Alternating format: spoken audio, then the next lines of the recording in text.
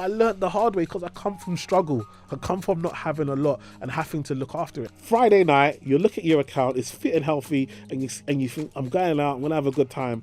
Monday morning, the direct debits come out and you've messed yourself up. This series is brought to you by L&G, helping you build a future that's a little bit richer. Hello and welcome to A Little Bit Richer, brought to you by L&G, with me, Iona Bain. In today's digital world, our culture has shifted from cash to cashless, and it's affecting how we manage our spending and future finances.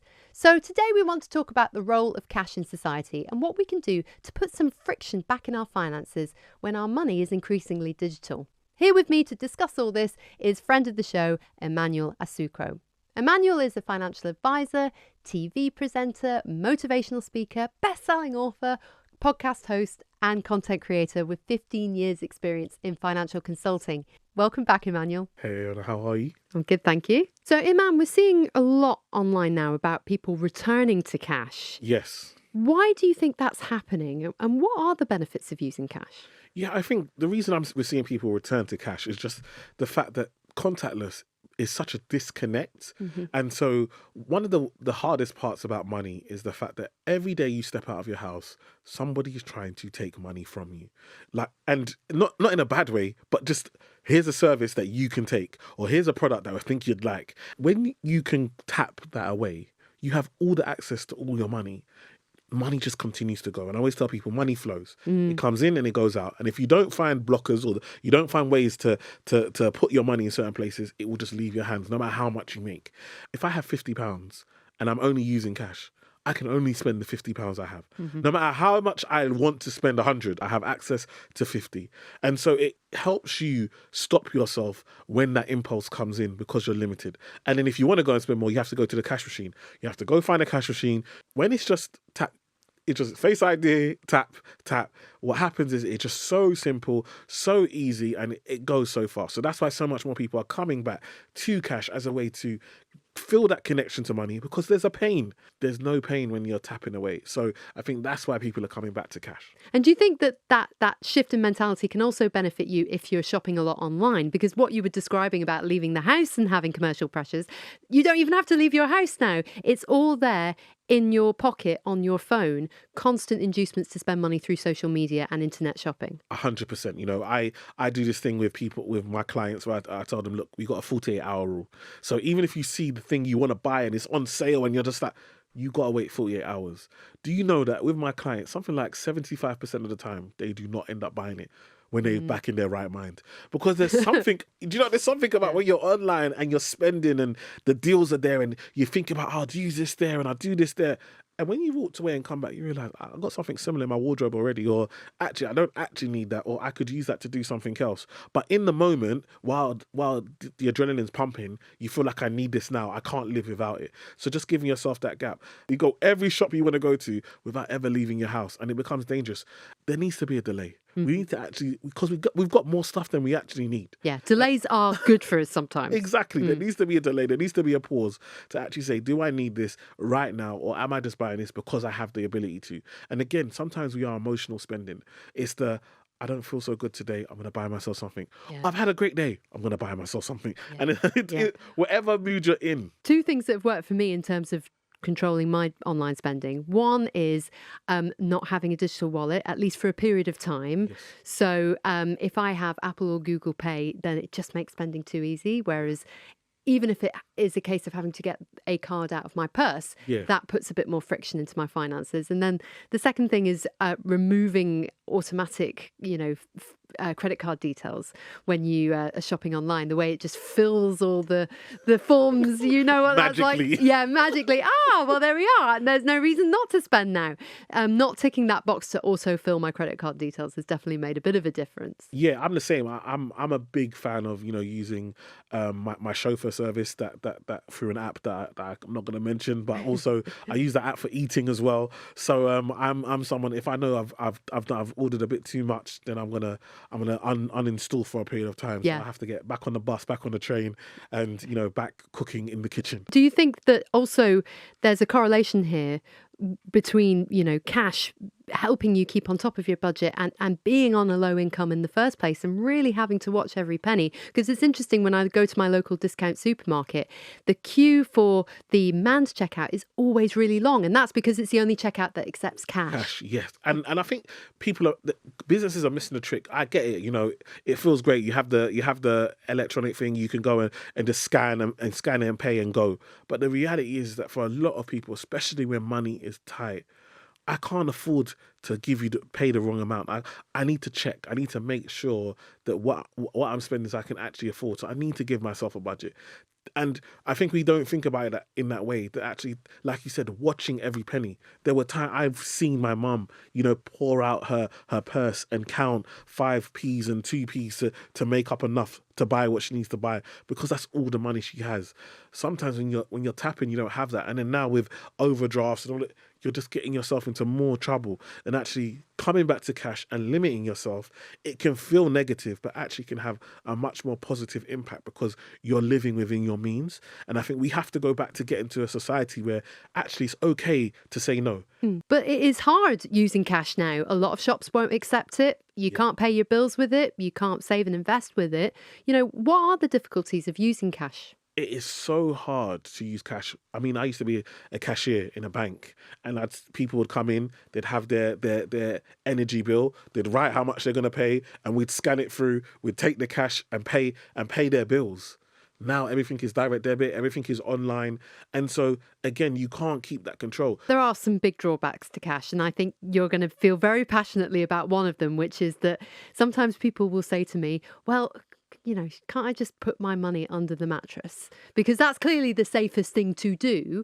And yet people would be missing out on growth. So talk to me about why cash can't be the answer to all our financial problems. Exactly. So if you've got your life savings under a mattress, I totally understand that. But if you do get burgled, or if there's a fire, or if there's an accident, all of a sudden, all your money's gone. Yeah. No security, no safety. There's no insurance for that. There's no protection on that. Whereas if it was in a bank account, you have protection, you have support, you have people that you can talk to say, look, this is my money and something's happened to it. So that's number one. Number two, inflation. Your money, we all know that £1,000 5 years ago is probably around £600 today. So if you would have left it under the mattress, you might have gone back and said, I've got £1,000. But money is only valuable when you use it. And I don't think people understand that concept. So what we do is we look at money and say, I've got £1,000 a day. I've got it's 5 years later, I've got another £1,000. I still got £1,000. I haven't lost anything. But actually, if I go to spend that money and I can buy less, then I've lost money in real terms. And so look, I talk about it now. If you think about it, 50k used to be how much to buy a house. Yes. 50k is now not even enough for a deposit in some places. So if I've gone from a place of being able to buy and own a house to now only having enough for a deposit, I've lost money. In real terms. It's really hard for people to get their heads around that concept, though, because it's quite abstract. Exactly. But once you grasp it, actually, you can never unknow it. Never, ever unknow it. And you just see it all the time. Then, like you mentioned, interest. So again, banks pay you interest for leaving your money with them. So again, you get that growth. How can we manage our money better when it would just be otherwise so easy to tap our money on that card reader and see it leave our account? I think the main thing is your money mindset. It's not to do, and when we talk about money being the root of all evil and all that, it's people. It's all us as human beings, how we use money. Money is not the problem. Money is there and it's there to be used. It's how we use it that becomes the problem. And so for me, it's about understanding your money mindset and how you look at money and dealing with your money trauma and the things that you've been through and how you express yourself when it comes to money. So that is the first place that people really need to look at and work on themselves on in regards to how they look at money, how they use money, what their thoughts are around money, what is their attitude to money, and that's really, really important. Then it's about budgeting, and for me, one of the best ways to budget, I know we've got all these online banks, for me, envelopes. I don't care what anyone says. Really? Going back to the envelope is the best place to get started. So I have clients today that I made envelope. You have X amount for this week, because you've got to teach yourself the discipline. Money is habitual. So if I build a good financial habit, that will continue. So you mean to say withdraw cash, put it in an envelope that you need for that particular area of your life that week, and that's it? That's it. Right. That's it. So if you've got £100 for the week, if on Monday you decide to spend £80, it's going to be a tough week. Yeah. Do you know what I mean? Yeah. And you need that experience. That's how, when people ask me about, that's how I learned money. People ask, oh, how did you get this mindset about money? No, I learned the hard way because I come from struggle. I come from not having a lot and having to look after it. And it's one of the things I always worry about with my kids is that now they live a life of privilege. How do I make sure they understand the importance and the value of money? And so for me, having the envelopes, now again, once you've done that, you can evolve. You know, a lot of these other accounts now allow you to have pots and all of that. Yeah. And that can be great. But until you can do it in the physical, I don't want you to do it in the digital. Right, I see. If we follow the envelope approach and we can stick to only spending £100 a week and we've passed that test, Yes. Iman gives us a big tick, then we can progress and graduate Yes. to digital ways of putting friction back into our finances. Yes. Have you got a few favourite strategies here? So my favorite is having accounts for splitting your accounts up. One of the biggest mistakes I see with people is that they have all their money in one account. Yeah. It is a problem. It's a nightmare because Friday night you look at your account, it's fit and healthy, and you think, I'm going out, I'm gonna have a good time. Monday morning, the direct debits come out and you've messed yourself up. Yeah. And it repeats every month. So for me, have an account for your bills. Number two is that there are banks that will pay you cash back for paying your bills from those accounts. So you can actually make money paying your bills. So and that way you can monitor. So what I do with my bills account, every 6 months I go in, I love football, and I renegade. I list them all, and the bottom three I either get rid of, or I call them up and ask for a better deal Right. where possible. So that's a pretty ruthless approach you're taking there. Because but the thing is, what I've realized is that a lot of the time you have these subscriptions, am I actually using it? Yeah. I'm actually getting value from it. Yeah. Why do I still have this? Like, so I might have a subscription, especially with kids. I might have a subscription, but actually they're not using it anymore. They used it for that period of time, but they're not using it anymore. But because it's £5 and it comes out monthly, I don't feel it, I don't see it. It's just coming out. But actually, that's £60 a year. Whereas if you had to actually hand over that fiver, would you do it? You wouldn't. You wouldn't. Yeah. You would have realized a long time ago. Yeah. So it's really important to look at your subscriptions, look at where your money's going, and have an account for that. Then I have a second account where I put myself on a budget. So I have an account and I say, look, this is how much I have to spend. Because one of the biggest problems with money is when you have access to all of your money. When you have access to all of your money, you are causing yourself problems. So what I do is I only give myself access to a portion of my money that I know that's for me. I know my bills are paid, and then I have a savings account that I've put my savings in. Now I can spend this money guilt-free. Yeah. One of the biggest things about budgeting is we feel like budgets restrict you.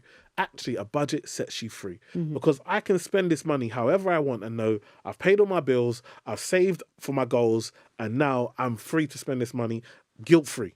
And so again, for me, having that as well is that having it and using the online bank. So either a Monzo or Starling, one of those types of banks where they're rude, you know. They'll text you and tell you, oh, you spent more on takeout this month. Nobody asked you, but thanks for letting me know. You can keep an eye on it, and it makes it so much easier for you to be able to be in control of your money. Well, that's good because you don't then have to take all that responsibility on yourself. You're almost outsourcing the accountability to your bank. To your bank. Yeah. And that's important. And more and more banks are understanding the importance of their role as well. So that's really important. And what are your feelings on having spending limits? I mean, would you advocate having a spending limit per day or per week? What are the pros and cons? Yeah, I think spending limits are good for people who are impulse spenders. If you are someone that knows that I can't, if you walk into a shop and you smell certain smells or you see a yellow sticker, you're gone. Yeah. Then you need a limit how much you can spend because you're gonna overspend. If you are someone that's in more control, then maybe you just have a limit for the week or the month or whatever it may be. But I think what's really important, but also to understand that life happens. So as much as you might have spending limits, there might be an opportunity. So I always talk about, you know, for example, if I know I want to go on holiday and then there's a really good deal, does it make sense me saving all the way up to the holiday and paying the higher price if I can get a 0% credit card and pay that now at a discount price and then pay that off? So we've got to be wise in our spending, but know that if I'm spending this now, what are the other sacrifices that I have to make? Yeah. If I'm not prepared to give it up, then I'm not prepared to spend. I have a theory that financial technology was once judged on how easy it could make everything. I think in the future, we will want financial technology that actually makes everything that little bit harder and will allow us to put these boundaries and this friction in place. Do you see kind of financial technology evolving in that direction? Yeah, I definitely do. We've seen with, having these pots, the people having different accounts and pots that they can't get access to. So you have a direct debit from your account into a pot, but you can't access that pot and it won't show up on your online banking. So we're seeing it already that Yeah. actually we have to hide money from ourselves because we naturally want to spend it. But we benefit from it because when you then look at it 12 months down the line, you're like, wow, I saved that much. And so it's really important. And that's another hack that I always tell people: have a standing order on payday to your savings account. So you pay it like a bill. Because actually, it has never been easier to save. That's the upside of all Exactly. this. So you can really make it work for you in terms of how accessible this technology is. I mean, a good example is yesterday morning, I woke up and I saw within my banking app that there was an easy saver account available paying 4%. I opened it within a minute. Yeah. Hey, presto, I'm a saver. Wonderful. And so, I'm not saying that's the first time I've ever No, saved of any course money, not. just in Of course case not. anyone's wondering. But it was just remarkable how easy it was to do that. How can we use these technologies to actually help us save money? Yes, so like we're saying, it makes it easier to save, but also to invest for the longer term. So now it's never been easier to open up a pension or a stocks and shares ISA or invest in stocks. So using the technology has made it easier for us to invest as well longer term. So just embracing it means that now we are able to do things that maybe before we'd have to go to a bank to do or so forth, but we can now do ourselves and be in more control. And a good example of that is roundup savings, Yes. right? So if you spend 98p and you have 2p rounded up into a savings or investment pot, 2p in and of itself is not going to add up to a lot, but over time, it might make a bit of a difference. No, definitely. And it's all about the habits. I always tell people sometimes it's not about getting rich. I think we think about, we've watched Wolf of Wall Street and all these other films and we think, Yeah. we've got to invest this. No, actually, just building up that habit. If I know that, 2p, 10p, 15p, every time I spend is going in there, it's a habit. Once I build that habit and I've seen, okay, wow, I've put in, £20 this month and now that £20 is worth £25. Imagine if I had £100 in there. Yeah. Now you've got the more confidence to say, actually, I can put a more regular amount in there because I see that this works over time. It's about building those habits, and technology has made it easier. Before, if you wanted to invest, there was a barrier to entry. Yeah. Those barriers have been taken away. So we've got to embrace the technology and start to make it work for us. Brilliant. Well, let's end with 3 tips on how you can use the digital world of money to build your own wealth.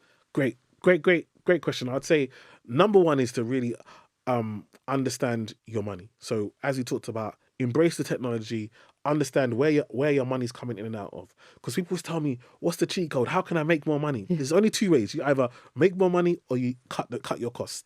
That's all we're ever talking about, really. And so you've got to, number 1, understand where your money's coming from, where it's going, and then utilize the tools that are available to you. Number 2 is saving. So make sure you're getting the best on your savings. The money that you are able to save, make sure you're going to get the right rates on them so you're getting the best rates on your money, and review that regularly. So that's really important. And number 3, feel free to limit yourself. I think we are in a society that has no limits. We all want to have no limits and we want to live life to the maximum, but actually embrace the fact that that you can limit yourself, that you are allowed to have limits, and make it a bit tough. Put some make it not so easy. Yeah. Make some friction in your money so that you can keep more of it. Fantastic. So the 3 tips are to build a better picture of your finances, Yeah. try to save what you can, and get that friction in your finances. Love it. Brilliant. Thank you so much, Emmanuel. Thank you. Thank you for listening. I'd love it if you could follow the podcast, leave us a review, and help others get a little bit richer too. You can keep up with the show on YouTube, TikTok, and Instagram @Legal in General. Until next time, see you soon.